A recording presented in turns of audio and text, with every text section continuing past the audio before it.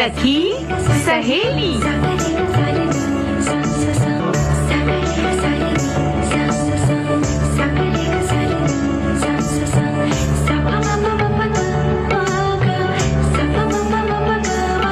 सखी सहेली।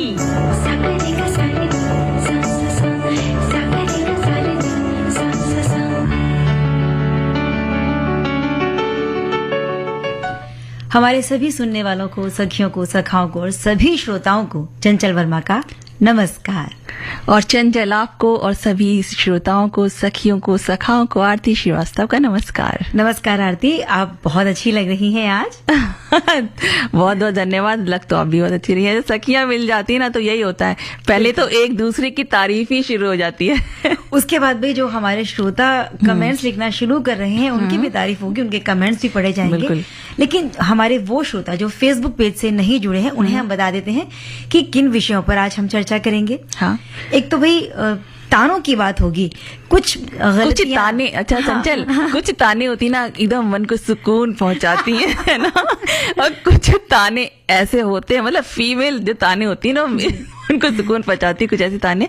और कुछ ताने ऐसे होते हैं जो मतलब दिल में सुई की या तलवार की तरह चुभ जाते हैं। बिल्कुल बिल्कुल। तो हमारे जो सुनने वाले हैं वो जरूर इस बात पर लिखेंगे अपने जो अनुभव है कि कौन कौन से ताने हैं जो कभी उनको चुभे होंगे, और या एक ताना जो अक्सर वो सुनते आए होंगे कभी किसी से, या कभी उन्हें किसी ने ताना मारा है और ताना सुनने के बाद उनका अनुभव क्या रहा। बिल्कुल। और क्या ये बात सही है किसी को ताने मारने वाली।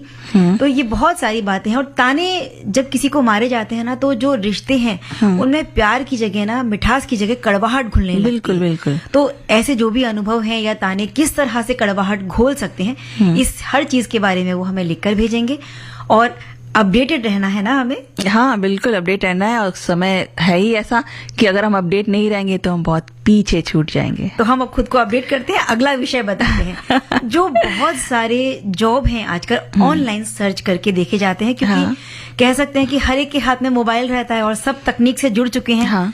तो यहाँ वहाँ न्यूज़पेपर या कहीं और जॉब ढूंढने की बजाय सबसे पहले हम मोबाइल पर ही सर्च कर लेते हैं। बिल्कुल, कोई ना कोई पोर्टल ऐसा हमें दिख जाता है, फिर हम उस पे देखते हैं और हमें बहुत अच्छा लगता है कि अरे ये वाली जॉब तो हमारे लिए बिल्कुल बहुत अच्छी लग रही है, इसकी सैलरी कितनी अच्छी दिख रही है। ये सब चीजें देखते हैं, बस सैलरी देखते हैं और इस पर हम अप्लाई कर देते हैं और बैठ जाते हैं इंतजार करने। तो ये सब चीजों पे भी हम डिस्कस करेंगे, चर्चा करेंगे। गोस्ट जब हम सुनते हैं तो दिमाग आता है भूत, तो भूत जिसका कोई वजूद ही नहीं है ना, कुछ ऐसे ही भूत जैसी ही चीज है ये। भूत का कोई वजूद नहीं है, ना कोई अस्तित्व है, ना वो दिखाई देता है, वो सच में कोई चीज होती ही नहीं है। बिल्कुल। तो वैसे ही कुछ ये जॉब भी होती है। जी। इसके बारे में हम बात करेंगे। और बुधवार का दिन है तो व्यंजन विधि तो होगी ही। बिल्कुल, कुछ जब इतना सब बातें करेंगे तो भूख भी लगाएगी, तो अच्छी अच्छी चीजें, शाम का समय हो रहा होगा जब हम चलने को होंगे तो कुछ खाना पीना तो होगा ही। और हमारी बहुत सारी सखियां जो बड़े अच्छे अच्छे व्यंजन बनाती हैं, हम उम्मीद करते हैं कोई अच्छी सी व्यंजन रेसिपी भी हमें उनसे मिलेगी। फिलहाल हम एक गाना सुन लेते हैं। हाँ।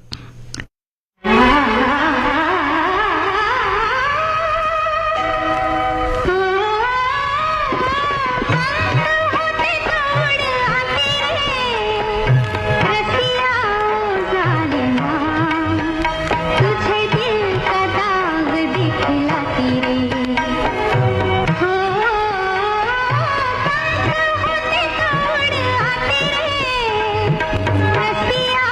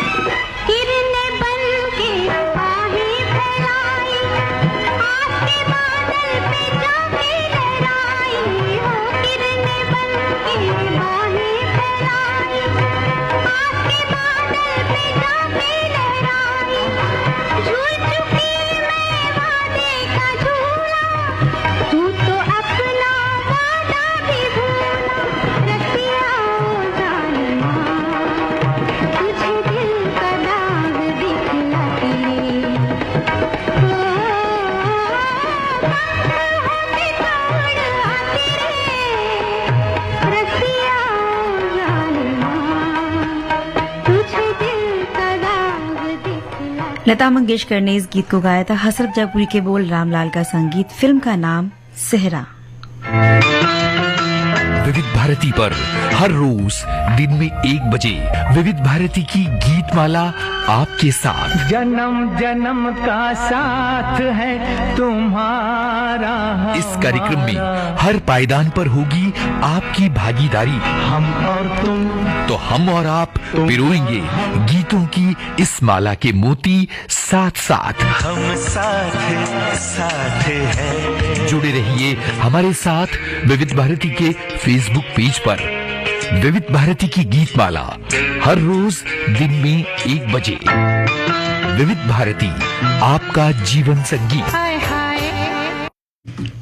तो भाई हम सबसे पहले क्यों ना यही बात करें कि ऑनलाइन जिस तरह से हम जॉब ढूंढते हैं तो क्या नतीजे सामने आते हैं। तो बिल्कुल, और पहले तो हम ये चीज देख लेते हैं ना कि होता क्या, ये बता दें घोस्ट जॉब होती क्या है। बहुत सारे लोग जो इस चीज से अनजान है, नावाकिफ हैं, उन्हें लग रहा होगा कि कौन सी बात है। जो श्रोता है क्या फिर ऐसी कौन सी जॉब हो गई है जो घोस्ट बन गई है। हाँ। तो घोस्ट जॉब कथित रूप से कह लीजिए हम जो सोचते हैं इस तरीके की नौकरी होती है जिसमें कि हायरिंग के लिए, जिसमें आपको अगर अप्लाई करना है, किसी को वो नौकरी चाहिए, तो हायरिंग के लिए कंपनी का कोई उद्देश्य नहीं होता है। मतलब वो आपको हायर करना नहीं चाहते, वो लेना नहीं चाह रहे, उनका ऐसा कुछ नहीं होता। और जॉब पोर्टल पर हम मतलब जॉब के लिए जो भी पोस्ट हमें दिख रही होती है वो या तो भरी जा चुकी होती है ना, या फिर वो मौजूद ही नहीं होती है। बिल्कुल आरती। और अगर हमने ऐसी किसी जॉब पोर्टल पर ऑनलाइन किसी भी जॉब की ओपनिंग के बारे में देखा और उससे बहुत प्रभावित हो गए, और प्रभावित होकर हम जल्दी से आवेदन कर देते हैं, और फिर इस इंतजार में हम बैठ जाते हैं कि हमने आवेदन कर दिया है, अब तो बस हमें सीधे इंटरव्यू के लिए कॉल है, और आराम से बैठे रहते हैं और होता कुछ भी नहीं है। कुछ भी नहीं है। और वही तो बहुत समय तक जब हम इंतजार करते रहते हैं और कुछ नहीं निकलता तो फिर हम मतलब दुखी हो जाते हैं ना, थोड़ा एक नकारात्मक हमारे मन में बातें आ जाती हैं कि ये क्यों ऐसा हो रहा है ऐसा। तो उसमें हमारी कोई गलती नहीं है, बल्कि ये जॉब ही ऐसी होती है कि ये बहुत या तो होती ही नहीं है या तो वो भरी जा चुकी होती है। हाँ जी। और हमने इंटरव्यू के लिए बहुत अच्छे तरह से तैयारी भी कर ली होती है, क्योंकि हमें इंतजार है कि भाई हमें इंटरव्यू के लिए बुलाया जाएगा, लेकिन इंटरव्यू का इंतजार हफ्ते, महीने और न जाने कितना लंबा होते जाता है, नतीजा कुछ भी नहीं मिलता। तो संभव है कि हम भी घोस्ट जॉब के जाल में, उनकी उसके भंवर में फंस चुके हैं, क्योंकि घोस्ट जॉब पे जो तमाम सर्वे किए गए हैं वो ये बताते हैं कि इस तरह की जॉब पोस्टिंग के पीछे नियोक्ता के कुछ उद्देश्य होते हैं जिनके लिए जॉब पोस्ट की जाती है। बिल्कुल। और चंचल, अगर इसी के साथ में श्रोता जो लिख रहे हैं उनका भी एक कमेंट लेते हैं। तो एक श्रोता लिखते हैं कि घोस्ट जॉब कंपनी के लिए फायदेमंद होती है। इस घोस्ट जॉब के जरिए कंपनी मार्केट को टेस्ट करती है। ये भी कह सकते हैं कि घोस्ट जॉब कंपनी के लिए जॉब इंटरेस्ट का एक इंडिकेटर की तरह काम करता है। और दूसरे शब्दों में कहा जाए तो कंपनी ये देखती है कि मार्केट में किन किन पोस्टिंग की क्या डिमांड है। इसके साथ ही वो डेटा इकट्ठा करते हैं, और इसके अलावा घोस्ट जॉब से कंपनी के पास सीवी या रिज्यूमे का अच्छा खासा एक कलेक्शन हो जाता है जिसमें वो अपने मन से छाड़ सकते हैं। बिल्कुल। और इस तरह के जब उन्हें डेटा मिल जाते हैं तो अपने फायदे के लिए जगह जगह पर वो इन्हें बेच भी देते हैं। बिल्कुल। क्योंकि हम जब देखते हैं हमारे मोबाइल पे कई बार अननोन कंपनीज के नंबर आते रहते हैं, उनके ब्रांड के बेचने के लिए, सेल के लिए, प्रमोशन के लिए, तो ऐसे डेटा वो इन्हीं जगह से कलेक्ट करते हैं। हमारे एक श्रोता ने लिखा है कि ये पोस्ट जॉब तो नहीं, लेकिन आजकल मीडिया पर जिस तरह से इसके पोस्ट आ रहे हैं जिनमें जॉब देने का वादा किया जाता है, और इन सब पर बहुत जल्दी भरोसा ना करें, क्योंकि ये सब आपको लूटने के माध्यम हो सकते हैं। इसलिए सोच समझकर पूरे तरीके से जांच पड़ताल करके ही ऐसी किसी पोस्ट पर भरोसा करें। बिल्कुल सही बात लिखी है। और चंचल, इन उद्देश्यों में उनका होता ये है कि इनका जो कंपनी का ये इस तरीके की जॉब निकालने का मकसद होता है वो ये होता है कि नई प्रतिभाओं की तलाश होती है, उसमें निरंतरता बनाए रखना, कि मतलब कोई ना कोई नई से नई चीजें आती हैं, रिज्यूमे नए से नए अपडेट होते रहे उनके पास, और साथ ही अपने कार्यरत जो कर्मचारी हैं उनको प्रेरित रखना कि देखिए जॉब हमने निकाल रखी है पोर्टल पे, इसलिए आप सावधान रहिए। ऐसा नहीं है कि आप यहाँ काम कर रहे हैं तो आपको पक्का आपका हो गया कि आप करते ही रहेंगे।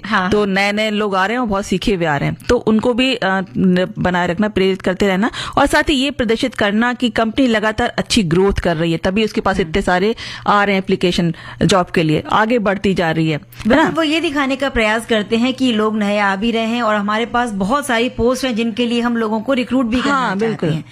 एक श्रोता ने कमेंट लिखा है कि आजकल मार्केट में घोस्ट जॉब का ट्रेंड चला है। ये जॉब अक्सर जूनियर और मिडिल पोजीशंस के लिए निकाली जाती हैं। दिखने में ये रियल जरूर लगती हैं, लेकिन रियल होती नहीं है।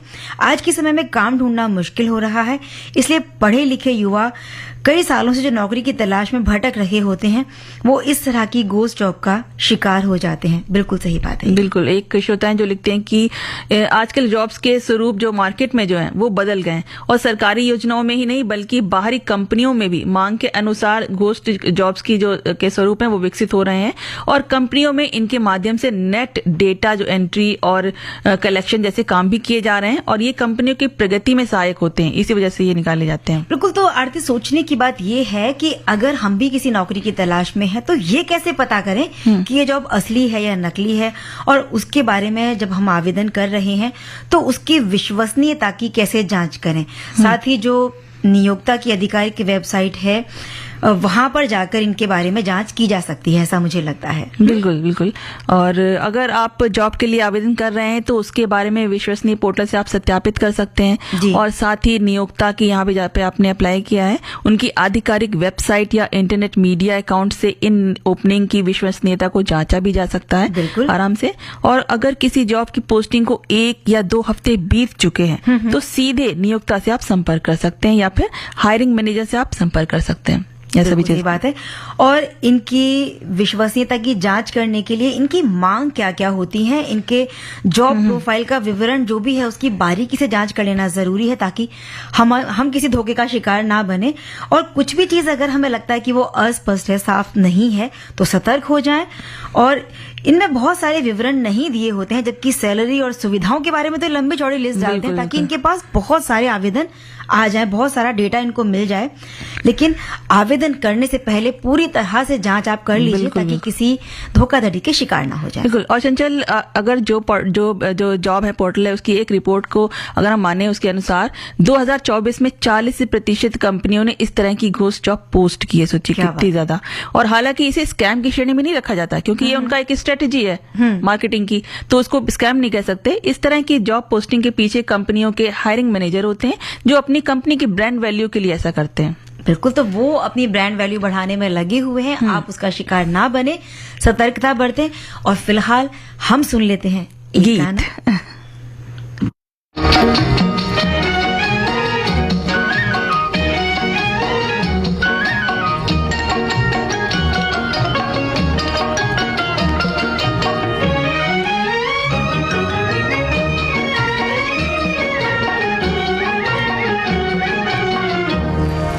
सदके बलम न करे कोई गम, ये समाये जहाँ फिर कहाँ।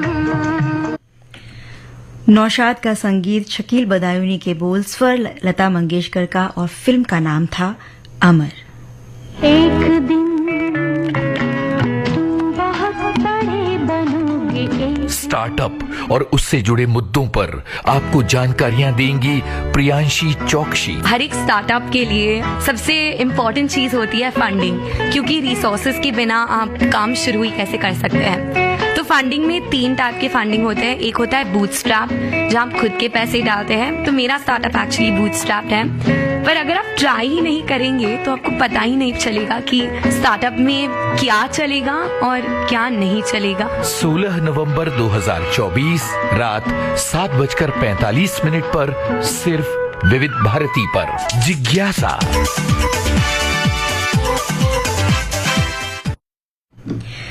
आरती, हल्के फुल्के अंदाज में या हंसी मजाक में अस्पष्ट आलोचना कर जब हम किसी की करते हैं तो इसे व्यंग्य कहा जाता है। बिल्कुल। तंज करना, कटाक्ष करना, ताना मारना, ये सब चीजें लगभग एक ही जैसी लगती है।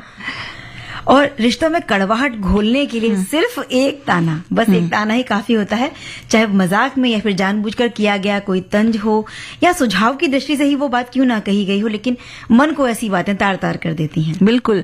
और देखो चंचल, ये बात भी कही गई ना, पूरी तरह से सच्ची लगती है। जो कबीरदास जी ने एक दोहा भी कहा है, हाँ। कि मीठी वाणी बोलिए मन का आपा खोए, और इनको शीतल करे आपो शीतल होए। मतलब बिल्कुल। ऐसी बातें ही मत करो ना, ऐसी बात करो जिससे कि लोगों को सुकून पहुंचे, अच्छा लगे, खुश हो जाए, एक स्माइल आ जाए चेहरे पे, ना कि ऐसा कुछ भी उल्टा सीधा बोलना। ऐसा करना ही क्यों है। बिल्कुल। तानों की जब हम बात करते हैं ना, तो बहुत प्राचीन काल से तानों की परंपरा रही है। और कुछ ताने तो ऐसे थे, यानी कि एक जिस ताने की मैं बात कर रही हूँ उस पर तो महाभारत हो गई थी। ये बात है जब द्रौपदी ने दुर्योधन से कहा था कि अंधे का पुत्र अंधा, और इस बात को सुनकर ये बात इस तरह लगी दुर्योधन के मन में, जिसका परिणाम आज हम सब जानते हैं कि महाभारत शायद उसी वजह से शुरू हुई। बिल्कुल। बहुत सी चीजें ऐसी। और इसी पे एक हमें जो श्रोता है वो विचार अपना भेज रहे हैं। उन्होंने लिखा है कि आज पहली बार सखी सहेली में पत्नी के कहे अनुसार संदेश भेज रहे हैं। बताओ क्या बात है। बिना ताना सुने भेजा है कि ताना सुन के भेजा है, ये नहीं अभी इन्होंने बताया है। और ये भिंड जिले के हैं और बताते हैं कि पत्नी, इन्होंने कहा है कि ताने की बात करें तो ये ऐसी खतरनाक दवाई है जिसे लेना कोई नहीं चाहता पर देते सबको है। क्या बात है। पत्नी ने कहा कि इसका सबसे अच्छा तरीका यही है कि ताने को सुनो जरूर पर जवाब तलब मत करो, सब ठीक हो जाएगा। कई बार ताने सीख भी दे जाते हैं। अच्छा ताना ग्रहण करो और बुरा नजरअंदाज करो, फिर देखो जीवन कितना सुमधुर हो जाएगा। बस सब्र रखना चाहिए। बहुत ही ज्यादा समझदार पत्नी है इनकी। सही बात है। कितनी गजब की सलाह दी है कि अगर हम अच्छी चीज को ले लें, अपने अंदर लें, आत्मसात कर लें, और जो बुरी चीज बुरी लग रही है उस चीज को छोड़ दें, तो सही चीजें हो जाएंगी ना हमारे साथ भी। बिल्कुल। पति पत्नी का रिश्ता है, बड़ा नाजुक होता है। इसमें बात बात पर कई बार कोई कहते हैं ना कि अपने मन मुताबिक बात ना होने पर ताने भी दिए जाते हैं, बिल्कुल, तंज कसे जाते हैं। और कई बार हम अपना पिंड ये कहकर भी छुड़ा लेते हैं ताना देने के बाद कि हम तो तुम्हें भी अपना समझते हैं, इसलिए कह दिया। भैया इतना अपना मत समझिए कि आप हमारे दिल के टुकड़े टुकड़े कर दीजिए। और जहाँ पहले की हम बात करें, जब संयुक्त परिवार हुआ करते थे, जहाँ सास बहू ननद देवरानी जिठानी अरे भैया, बहुत सारे बच्चे सब एक साथ में रहा करते थे, क्या मजेदार रहता था सब। लेकिन बस ये तो उस समय भी ये सब चीजें कुछ ज्यादा ही। वहाँ तानों में बड़ी बातें होती थी। अगर किसी की कोई बात अच्छी ना लगी, और खास तौर पे नई नई जब कोई बहू ब्याह कर आई है घर में, सास को कोई बात पसंद ना आई तो वो तुरंत कहती थी, क्यों अपने मायके से कुछ सीख कर नहीं आई? बहुत बहुत बहुत ये चीजें। एक और बात, क्या यही सीख कर आई हो अपने मायके से? एक पहला कुछ नहीं सीख किया और दूसरा यही सीखा है। तो लेकिन वहाँ उस समय का समय अलग था। वहां पे हर चीज को मतलब अपने उसमें ले लेते थे कि हाँ कोई बात नहीं, बड़े ने बोला है, किसी ने हमारी वो भी हमारी माँ के समान है, अगर उन्होंने बोला है तो कोई बात नहीं, हम सीखने की कोशिश करेंगे। वो मतलब उस चीज को अदरवाइज ऐसा नहीं लेती थी कि कोई अपने ऊपर कोई ऐसा तनाव ले लें या कुछ इस तरीके के सोचे, उनके लिए गलत विचार सोचे, ऐसा कुछ नहीं होता था। वो मतलब प्यार प्यार में ही लेती थी कि हाँ कोई बात नहीं, अपने बच्चे की तरह ही लेती थी। हाँ बिल्कुल। इन बातों को हल्के फुल्के में भूल जाना चाहिए, ये नहीं कि आप दिल पर लगाकर बैठ गए। और हमारे श्रोता ने लिखा है कि हमारा ये कहता है कि कोई भी किसी को अपशब्द नहीं कहना चाहता, यानी ताने किसी को कोई नहीं मारना चाहता, लेकिन स्थिति ऐसी हो जाती है कि ताने मारना पड़ता है। क्योंकि गैरों को तुम गले लगाते हो, अपनों की कोई खबर नहीं होती, तभी ताने मारे जाते हैं। हाँ, बात क्या तो सही बात कहा है? है। ये चीज तो खैर हो जाती है। अगर हमने कोई कहा ना नहीं सुने, हमारी तरफ नहीं देख रहा है, भैया टेंशन है, नहीं दे रहा है, तो हम कैसे कहें अपनी बात? हाँ। इसी तरीके से कहें भाई बहुत गैरों पे तो करम और अपनों पे सितम, ये भी ताना हो गया। तो लेकिन अगर फिर भी सब कुछ हम जानते समझते हम सब हैं, ऐसा कुछ नहीं है कि जैसे हमें पता नहीं है या कोई नई चीज सुन रहे हैं।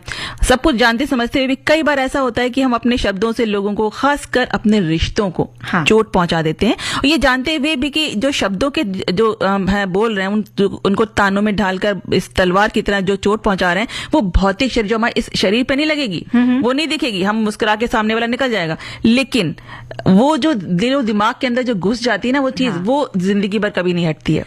अच्छा, और पता है किस किस तरह के ताने दिए जाते हैं? इस तरह हमारी एक सखी ने बड़ी अच्छी चीजें लिख कर भेजी हैं। अच्छा। कि कुछ जुमले हैं जो तनाव का सबब बन जाते हैं। अच्छा, यानी कुछ अच्छा। तानों के बारे में बात कर रही हैं। जी। कितना खाती हो, अभी 2 घंटे पहले ही तो खाया था और अब फिर से ठूस रही हो। और फिर लिखा है कि तुम तो बड़ी ड्रामेबाज हो, मुझे इमोशनल ब्लैकमेल करने की कोशिश मत करो, तुम्हारे घर वालों की तो कोई औकात ही नहीं, या तुम्हारी याददाश्त को क्या हुआ, कभी कुछ तुम्हें याद ही नहीं रहता, सच तो यह है कि तुम्हें कोई पसंद ही नहीं करता, तुमने मेरा जीवन ही खराब कर दिया है। और लोगों के सामने अपमान करना या फिर अकेले में उनसे माफी मांग लेना, ये कहकर कि मैं तुम्हें अपना समझता हूँ, अधिकार पूर्वक ये बातें कही थी। यही बातें भी गुजरे पहले मैंने भी कहा कि हम अपना कहकर उस बात से अपना पीछा छुड़ा लेते हैं कि भाई हमारी जो भी कही बात थी अगर बुरी लगी है सामने वाले को, तो हमने कहते कि भाई तुम तो अपने हो इसलिए कहा। तो अपने पे भी इतना भी आप वो मत करिए कि वो चीज, वो बातें, आपकी जो शब्द हैं जो आपके तीर की तरह चुभ जाए, वो एकदम घायल कर जाए। तो एक जो श्रोता मैं लिखते हैं कि बहुत से लोगों की आदत होती है कि वो अपनी बात को सीधे तरीके से ना कहते हुए कुछ व्यंग्यात्मक रूप से, यानी कि ताना मारते हुए कहते हैं, और वे ताने नहीं होते, एक तरह से जहर बुझे बाण होते हैं जो सीधे दिल पर जाकर लगते हैं। ऐसे व्यक्तियों से बात करने से ही लोग कतराते हैं। कहने वाले को चाहे कोई फर्क ना पड़े, लेकिन सुनने वाले का तो मन घायल हो जाता है। अतः किसी भी बात को सामने वाले से सीधे सरल शब्दों में कहें और धैर्य से उनकी बातें भी सुने। बिल्कुल, तो हमारे कोई श्रोता हमें ताने ना मारे।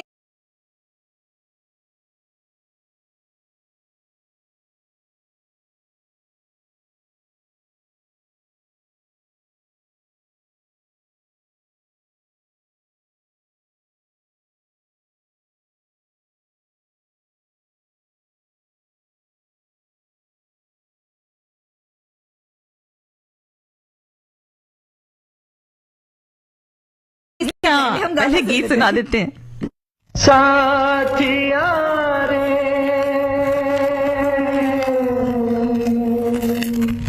साथिया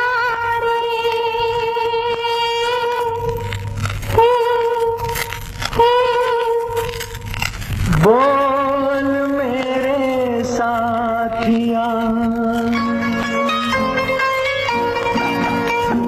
बोल मेरे साथिया, कितना मुझसे प्यार है, बोल मेरे साथिया, कितना कितना मुझसे प्यार है।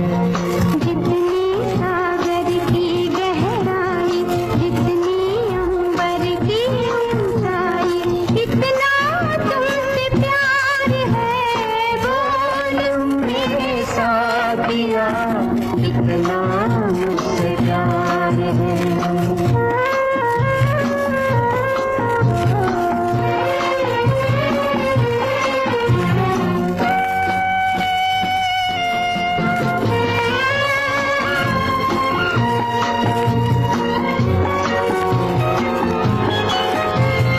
ये बरखा जब छेड़े इन बूंदों के साज को, ये बरखा जब छेड़े इन बूंदों के साज को, मेरा दिल कब तरसे तेरी ही आवाज को, जब जब कोयल गीत सुनाए, भंवरा गुनगुनाए, तब तुम समझो, तब तुम जानो, मेरी ही पुकार है, बोल मेरे साथिया, कितना मुझसे प्यार है, बोल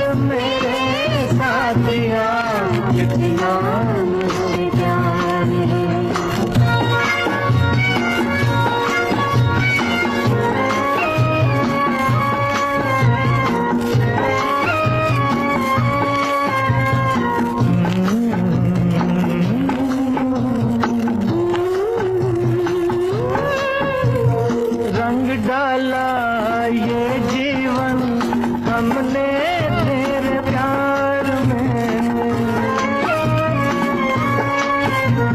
रंग डाला ये जीवन हमने तेरे प्यार में। ये तन मन तेरा है, तू है दिल के तार में। सदियां बीती तुम पर मरते, नाम तुम्हारा जपते। मौसम बदले हम ना बदले, ये अपना इकरार है। बोल मेरे साथिया, इतना इतना मुझसे प्यार है।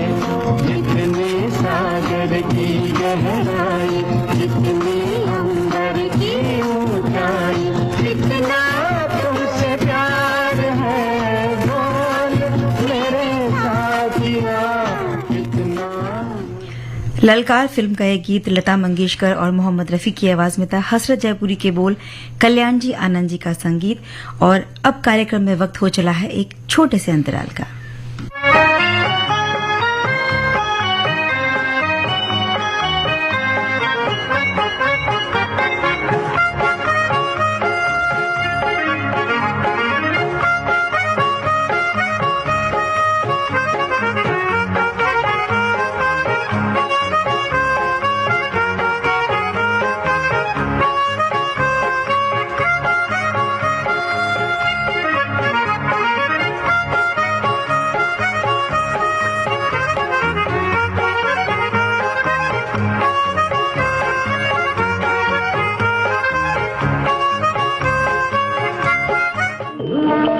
विविध भारती के पास है बेमिसाल हस्तियों का अनमोल खजाना। जरा आपके मोबाइल पर आती है एक कॉल, नंबर अननोन यानी अपरिचित है, फिर भी आप उठा लेते हैं कि क्या पता कॉल जरूरी ना हो।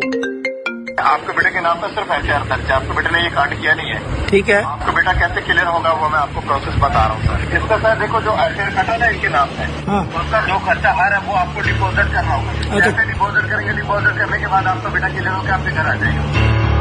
आप घबरा जाते हैं और समझ नहीं पाते कि करना क्या है। कई बार तरीका कुछ और भी हो सकता है। प्रिय उपयोगकर्ता, आपका मोबाइल फोन नंबर उच्च जोखिम में है और आपके आधारों की रक्षा के लिए 5 मिनट के बाद निष्क्रिय कर दिया जाएगा। ग्राहक सेवा कृपया पुष्टि करने के लिए 9 दबाएं। साइबर अपराधी एक्सटॉर्शन यानी धन उगाही के लिए नए नए तरीके आजमा रहे हैं। WhatsApp call, SMS, fraud link, lottery में जीत, video call blackmailing, artificial intelligence का दुरुपयोग करके भ्रमित करना, न जाने क्या क्या। इन परिस्थितियों से खुद को सुरक्षित रखिए। समय समय पर सरकार द्वारा जारी एडवाइजरीज पर ध्यान दीजिए। अपरिचित नंबर से आने वाले ऑडियो या वीडियो कॉल को अटेंड मत कीजिए। किसी भी ऐसे लिंक को क्लिक मत कीजिए जिसके बारे में आपको पता नहीं है। ऐसी घटनाओं की सूचना तुरंत साइबर क्राइम हेल्पलाइन नंबर 1930 पर या www.cybercrime.gov.in पर कीजिए। याद रखिए, साइबर क्राइम की दुनिया में सतर्क रहकर ही आप सुरक्षित हैं। मिनट खड़े होकर हम लोगों ने बात किया। विदा होते वक्त मैंने फिर से जब उन्हें कहा कि आज तो 1 चम्मच खीर नहीं है, मैं आपको सूखी रोटी और सब्जी ही खिलाऊंगी, तो इतना गुस्सा आया कि मुझे इस बात से कि मैं आपको कटोरी में खीर निकाल रही थी और आप 1 चम्मच खीर खाती हैं, 1 दाना खाती हैं, तो ये आपकी इच्छा पर है। थोड़ी देर में अपसेट जरूर हुई, पर मैं समझ गई कि ये तो इनका स्वभाव है। शायद 1 कटोरी खीर खाती तो कुछ और ही बोलती, पर इन सब बातों पर ध्यान देना छोड़ दीजिए क्योंकि कुछ तो लोग कहेंगे और लोगों का काम है कहना। इसी तरह एक श्रोता लिखते हैं कि रिश्ते, नाते, संबंध शब्द में बंध समाया हुआ है। बंधन प्यार का हो तो हंसते हुए निभ जाता है, परंतु इसी रिश्ते में जब मैं ही करता हूँ के भाव आ जाते हैं तब दरार पड़ने लगती है। इसी कारण से एक दूसरे पर ताने देने लगते हैं, तब ये रिश्ते टूटने के कगार पर आ जाते हैं। सास बहू का हो या ननद भौजाई का, छोटी छोटी बातों पर कहासुनी होती ही रहती है। मजाक में कुछ बातें दिल को छू जाती हैं, जिसके कारण रिश्तों में दरार आ जाती है। इसी पर ध्यान देने की आवश्यकता है और अपने रिश्तों को बचाने के लिए एक दूसरे की छोटी छोटी बातों को, उनके लिए कृतज्ञता का भाव रखना चाहिए, जिससे कि रिश्ते जो हैं अच्छे से आगे चलते रहें। बिल्कुल सही बात है। किसी को नीचा दिखाने की कोशिश पर जब कोई बात की गई है या उनकी योग्यता को लेकर मन में असुरक्षा की भावना हो जाती है, तब कई बार ऐसी बातें कही जाती हैं आरती। तो इस स्थिति का सबसे अच्छा उपाय तो यही है कि जिस कारण से उपहास उड़ाया जा रहा है या आपको ताने दिए जा रहे हैं, अपने प्रति भावनात्मक संवेदना पर थोड़ा सा उस वक्त नियंत्रण रख लेना जरूरी होता है, या फिर जो भी उनकी नकारात्मक प्रतिक्रिया है उसका तर्कपूर्वक उत्तर दे दीजिए। उत्तर देते समय ये भी ध्यान रखें कि आप जब उत्तर दे रहे हैं तो किसी तरह की अभद्र भाषा का प्रयोग नहीं किया जाना चाहिए। फिर हम कहते भी थे कि उनमें और आप में फर्क ही क्या है। बिल्कुल बिल्कुल, क्योंकि देखिए जब हम किसी को ताना देते हैं ना, तो सबसे हम ये सोच रहे थे कि इसको नीचा दिखाएं, लेकिन नीचा कौन सबसे ज्यादा छोटा कौन बनता है? हम खुद। जब हम वो बोल रहे होते हैं ना, वो हम ही सबसे ज्यादा नीचे साबित होते हैं। तो इसी बात पे कुछ एक लिखते हैं श्रोता कि किसी को ताना मारने में कुछ लोगों को बहुत आनंद मिलता है, उनको लगता है कि जैसे उन्होंने बहुत ही बढ़िया काम कर दिया। लेकिन ताने मारना एक दुधारी शस्त्र है, जो किया वो दोनों तरफ से चोट पहुंचाता है। ऐसे लोगों से सगे जो रिश्ते हैं, दोस्त हैं, पड़ोसी हैं, सभी धीरे धीरे दूर होने लगते हैं कि भाई समझ जाते हैं कि इनकी आदत ही यही है ताने मारने की, तो उनसे दूर रहना पसंद करते हैं। तो इस वजह से वो अकेले पड़ने लगते हैं। एक और बड़ा अच्छा संदेश हमें मिला है। बात बात में ताने मारना। हमारे पड़ोस में एक बहू को इतना बुरा लगा कि वो मायके से निराश थी, फिर भी पति की माँ का फेवर वो किया करता था। एक दिन नदी में कूदकर जान दी थी। ये बड़ी बुरी बात है। किसी भी बात को लेकर आत्महत्या करना या आत्मघाती किसी पर हमला करना, ये दोनों ही गलत चीजें हैं। और इस चीज के लिए हम जब बार बार कहते हैं कि सकारात्मक चीजों को थोड़ा सा बढ़ाइए या इन चीजों को अनदेखा अनसुना करके अपनी जीवन में वापस लौट आइए। तो इन चीजों से बिल्कुल सावधान रहता है।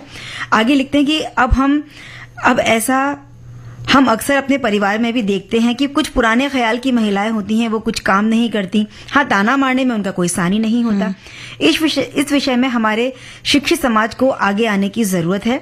और वाकई में जो हमारा शिक्षित समाज है वहां हो भी रहा है। सास बहू में तानों की जगह अब थोड़ी सी नोक झोंक, जो मीठी सी नोक झोंक होती है, उसने ले ली है। क्योंकि जो अब की सास हैं वो भी शिक्षित हैं और आज के जो समाज के साथ में, आज की जनरेशन के साथ में कदम से कदम मिलाकर चलती, बिल्कुल अपडेट होके चल रही है। चलती है। और बहुएं भी समझ गई हैं कि भाई जो उम्र का फर्क है या जनरेशन गैप जिसे हम कहते हैं, वो कहीं ना कहीं आएगा ही। तो इनकी बात को सुन लो, उसे दिल पर नहीं लेना। तो ये हल्की फुल्की सोच रखना वाकई बहुत जरूरी है। और एक श्रोता लिखते हैं कि कुछ लोगों की आदत होती है कि जब भी बात करेंगे तानों से ही शुरुआत करेंगे। वो ये नहीं सोचते हैं कि उनके द्वारा बोली गई जो बातें हैं वो सामने वाले को कितना दुख दे रही हैं, कितना चोट पहुंचा रही हैं। तो इससे रिश्तों में दूरियां आती हैं, इसलिए सोचें उसके बाद ही बोलें। बिल्कुल। न जाने कितनी बातों पर ताने दिए जाते हैं जो कई बार हमारे बहुत प्यारे प्यारे मीठे मीठे रिश्तों को भी खत्म कर देते हैं। ऐसी बहुत सारे जो बातें हैं दिल की गहराई तक चुभ जाती हैं। तो हम यही कहेंगे अंत में आरती, क्योंकि संदेश तो बहुत सारे हैं, कि जीवन एक यात्रा है, सफर करते रहिए। कोई अगर आपको ताने मार रहा है तो चिंता मत करिए, थोड़ा आगे बढ़िए। और हम आगे बढ़ते हैं एक गीत के साथ। जी।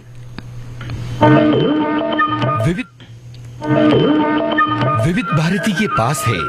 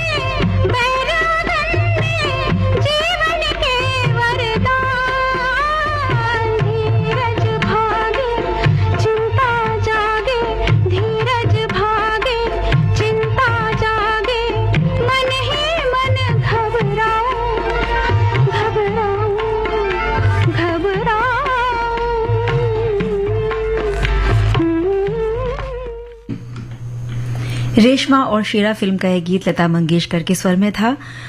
उद्धव कुमार के बोल थे और जयदेव का संगीत था। विविध भारती पर धूम मचा रहा है हेलो फरमाइश। मुद्दत से दूर थे तुम हम, एक जमाने के बाद मिलना अच्छा लगा। जब से ये प्रोग्राम बंद हुए थे ना, सब लोग चर्चाएं करते थे कि विविध भारती से कब प्रोग्राम चालू होंगे। हम लोगों को अब सफलता मिली है तो हमें बहुत खुशी है सर। श्रोताओं की पहली पसंद, पहला प्यार होता है ना, फोन इन प्रोग्राम होता है कि अपनी आवाज करोड़ों लोगों तक पहुंचे। और एक ऐसा रेडियो स्टेशन विविध भारती है कि आवाज श्रोताओं के कानों में गूंजती है। आपको बता दें, हेलो फरमाइश कार्यक्रम के लिए आप भी कर सकते हैं फोन कॉल। रिकॉर्डिंग बुधवार को दिन में 11 बजे से लेकर 1 बजे के बीच। हेलो फरमाइश कार्यक्रम का प्रसारण मंगलवार और गुरुवार को शाम 4 बजे। पुनः प्रसारण बुधवार और शुक्रवार को दिन में 10 बजे विविध भारती पर। हेलो फरमाइश। चंचल, क्यों ना शुरुआत करें एक श्रोता के बात से। ये एक श्रोता है जो कहते हैं कि समय के संग चलें, खुद को बदलें हर बार, हर सांस में हो नए सपनों का संचार, यूं ही रचें खुद को हर पल नई घड़ी, बीते पलों को छोड़ सफल वही जिसने समय की उड़ान पकड़ी। बिल्कुल सही बात है। और समय के साथ अपडेट रहना, खुद को अपडेटेड रखना, ये बहुत जरूरी है। अगर हम खुद को अपडेट रखेंगे तो जो नया जमाना है, नई पीढ़ी है, उसके साथ कदम से कदम मिलाकर आगे बढ़ सकेंगे। और समय किसी का इंतजार नहीं करता। अगर हम अपडेट नहीं रहे तो समय हमसे आगे निकल जाएगा और हम पीछे रह जाएंगे। बिल्कुल, इसलिए जरूरी है कि समय के ताल से ताल मिलाकर चले। जी, और वैसे भी अपने हम खुद को समय और परिस्थिति के हिसाब से अगर हम ढाल लें तो खुद को अपडेट करें, तो अगर ये अपडेट हमने नहीं स्वीकारा तो हम कहीं बहुत पीछे छूट सकते हैं। इसलिए जरूरी है, देखिए, भले एक अच्छे कोर्स हमने कर लिया हो, जैसे अगर हम पढ़ाई की बात ले लें, जॉब की बात ले लें, बहुत बढ़िया से हमने जॉब के लिए अपने सोचते हुए अच्छी सी डिग्री ले ली, कोर्स किया, कुछ भी किया, तो हमने सोचा कि चलो सब कुछ अब हमें तो जॉब बहुत अच्छी मिल जाएगी, सब कुछ। तो ऐसा होता नहीं है। लेकिन क्योंकि खाली डिग्री ही पर्याप्त नहीं होती है, हमें कुछ अलग से कुछ ऐसी तकनीकी ज्ञान भी होना चाहिए जिसकी वजह से हमें अच्छे से अच्छा जॉब मिल सके। इसीलिए हमारे श्रोता लिखते हैं कि समय के साथ चलता है वो बड़े बड़ों को मात देता है, और जब समय किसी का साथ छोड़ देता है तो वो किसी का नहीं होता। इसीलिए हमेशा अकेले ही पूरे रास्ते सफर तय करता है। तो जब जिसका समय साथ देता है उसके पीछे सैकड़ों लोग चलते हैं। इसीलिए समय के साथ खुद को अपडेट जो रखता है वो सबसे आगे रहता है। अगर हम अपडेट नहीं रहेंगे तो पीछे रह जाएंगे। प्रकृति का भी नियम है कि वो भी बदलती है, तो समय एक जैसा कभी नहीं रहता, तो हम एक जैसे कैसे रह सकते हैं। बिल्कुल सही कहा है। और एक और श्रोता है जो लिखते हैं कि समय के अनुसार खुद को अपडेट करना सही है। आजकल मोबाइल के जमाने में इसीलिए तो चिट्ठियां बंद हो गई हैं, पेन ड्राइव में से कैसेट्स और सीडी भी खत्म हो गए हैं। लेकिन एक चीज का ध्यान रखना है कि मोबाइल को भी हमें समय समय पे अपडेट करना है। मोबाइल अगर हमें चलाना है बिल्कुल, तो ये नहीं कि आपने मोबाइल चला लिया या जो भी एप्लीकेशंस आपने इसमें डाउनलोड कर लिए भी ऐसे ही चलेंगे।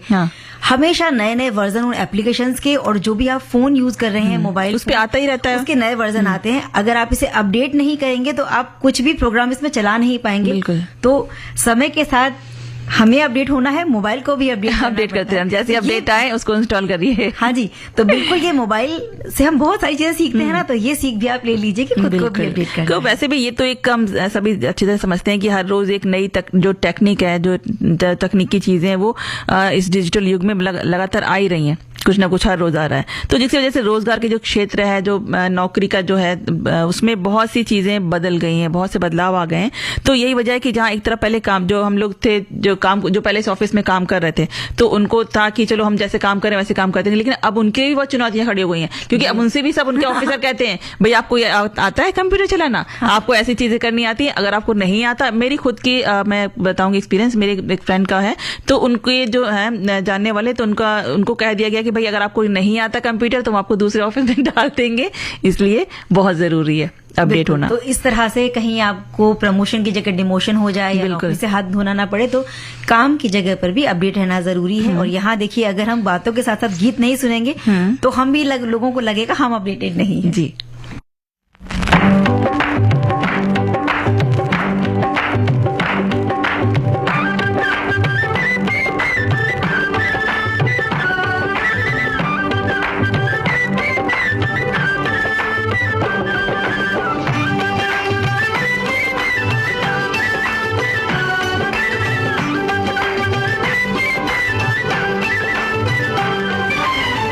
दिन है बहार के तेरे में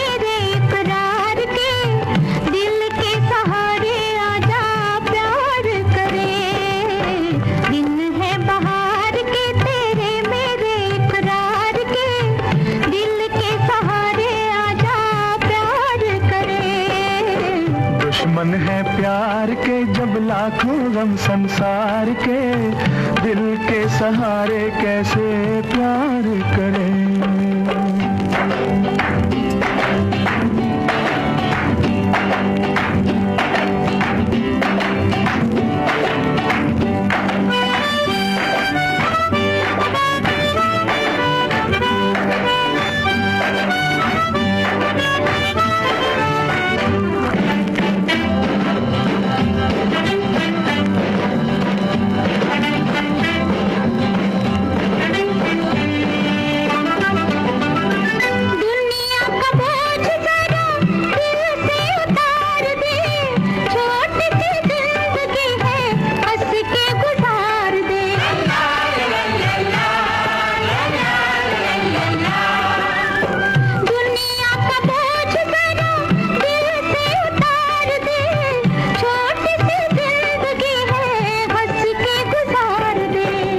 अपनी तो जिंदगी बीती है जी को मार के, दिल के सहारे कैसे प्यार करें।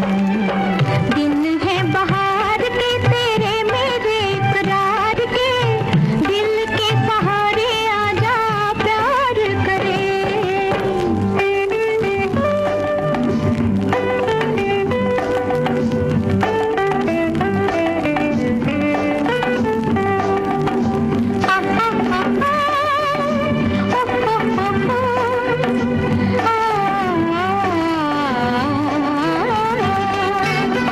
अच्छा नहीं होता यूं ही सपनों से खेलना, बड़ा ही कठिन है हकीकतों को झेलना।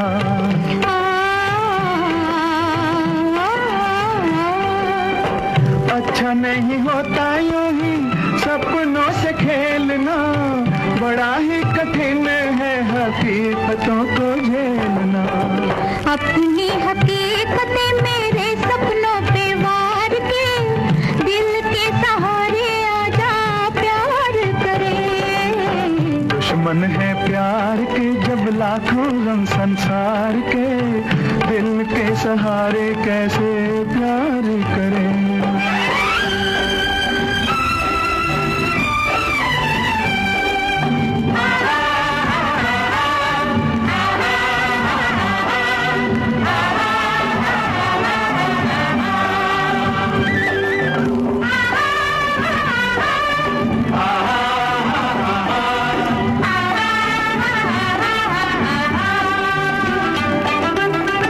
ऐसी वैसी बातें सभी दिल से निकाल दे, जीना है तो कश्ती को धारे पे डाल दे।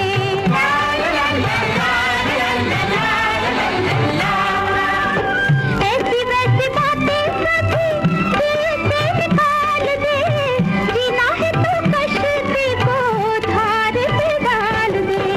धारे की गोद में घेरे भी है मझधार के, दिल के सहारे कैसे प्यार करें।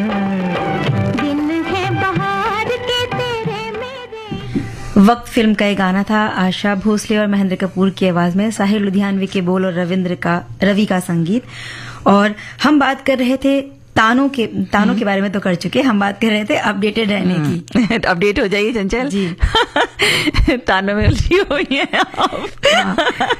और भाई हमारे श्रोता ने लिखा है कि समय के हिसाब से खुद को बदलना जरूरी है। अगर आप जमाने के साथ या उसके तौर तरीकों के साथ नहीं चलेंगे तो आने वाली जनरेशन आपको पीछे छोड़कर चल देगी। साल दर साल बदलाव हो रहे हैं। 50-60 साल पहले जो दुनिया थी वो आज देखने को नहीं मिलती।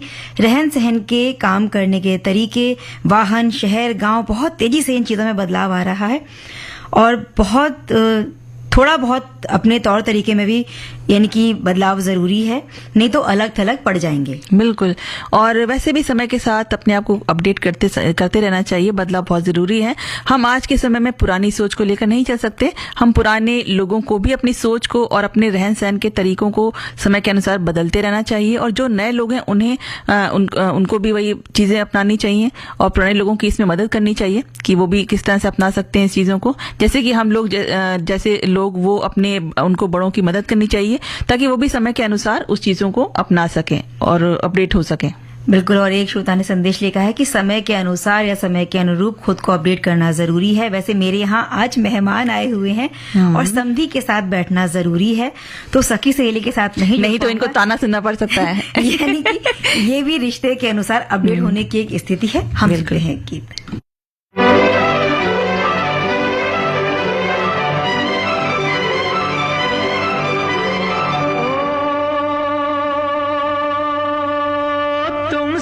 अच्छा कौन है, दिलो जिगर लो जान लो, हम तुम्हारे हैं सनम, तुम हमें पहचान लो। ओ तुमसे अच्छा कौन है, दिलो जिगर लो जान लो, हम तुम्हारे हैं सनम, तुम हमें पहचान लो।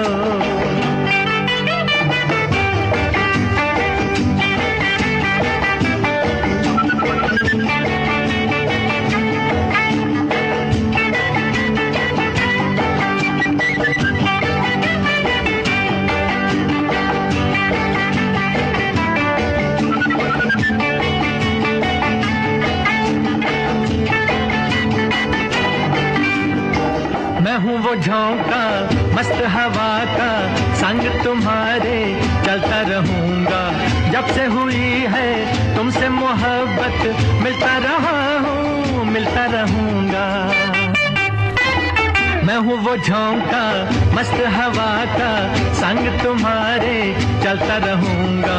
जब से हुई है तुमसे मोहब्बत, मिलता रहा हूँ मिलता रहूंगा। ओ तुमसे अच्छा कौन है, दिल जिगर लो जान लो, हम तुम्हारे हैं सनम, तुम हमें पहचान लो। और तुमसे अच्छा कौन है, दिल जिगर लो जान लो, हम तुम्हारे हैं सनम, तुम हमें पहचान। जानवर फिल्म के इस गीत को गाया था मोहम्मद रफी ने, हसरत जयपुरी के बोल और शंकर जयकिशन का संगीत। मन की बात है जन जन। ने चंचल एक बहुत ही अच्छी सी रेसिपी भेजी है आंवले की। तो आंवले को उबाल कर ठंडा होने पर आंवला की फाकों को अलग कर लीजिए।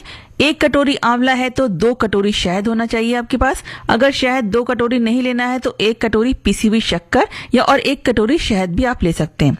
1 चम्मच बीट रूट और अदरक को कद्दूकस कर लिया, उसे मिला दीजिए। रात भर उसको रहने दीजिए। अब इसे आंवले को निकाल लें और सुखा लें। 3-4 दिन में ये सूख जाएंगे। आंवला कैंडी तैयार है। जूस को आप आंवले के शरबत की तरह पी सकते हैं। बहुत ही अच्छी रेसिपी बताइए।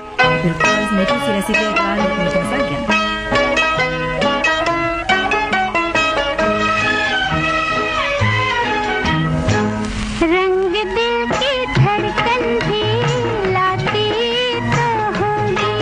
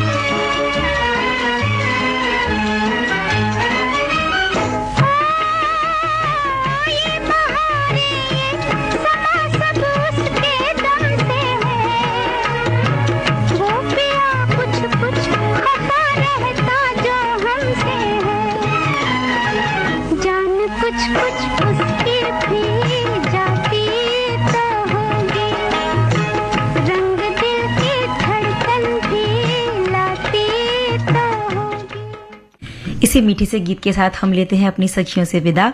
चंचल वर्मा और आरती श्रीवास्तव को दीजिए इजाजत। नमस्कार।